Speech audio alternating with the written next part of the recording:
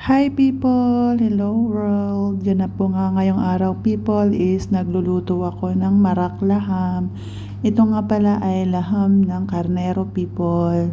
Ay yan ang ulam namin ngayon kasi nga kakaumay ang chicken. So hi people! For today's ganap is magluluto tayo ng laham or meat marak. Ayan, hugasan ko na yan ng mabuti. Tsaka hindi ko na yan pakuluan kasi nilagyan ko naman ng lemon. Tsaka hindi na yan maamoy. Meron tayo ditong spices. Meron tayong cumin, turmeric, meat spices, mix, black pepper, at tsaka coriander. Tsaka meron tayong dry seeds, meron tayong lemon, bay leaf, cardamom, star anise, cloves, at tsaka itong cinnamon stick.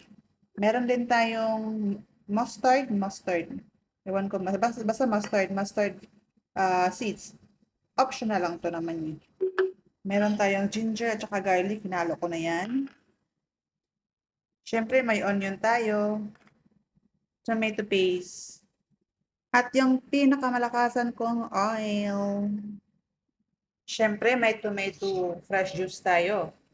Ayan nga people is magisa muna tayo at una ko lang paglagay yung all kinds of seeds, dry seeds at saka yung onion. Gusto ko kasi mailabas yung aroma ng onion at saka yung dry seeds.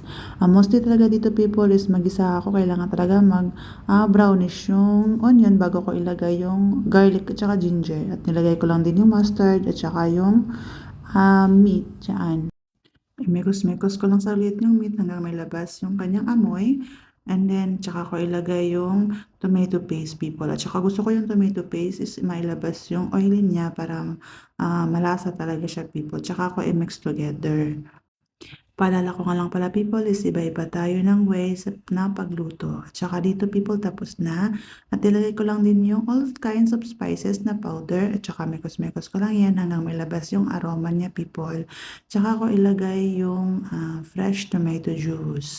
At saka yung fresh tomato juice people is kailangan ko lang yan ipakulo ng mga ilang minuto para mailabas talaga yung lasa. At saka ko takpan. And then, ilagay ko na yung water niya. At ayan na people, yung itsura niya after a minute. Gusto ko kasi malasahan talaga or manuot yung lasa niya sa karne. Tsaka ko siya lagyan ng mainit na tubig. At ayan nga people, nalagyan ko na yan ng mainit na tubig.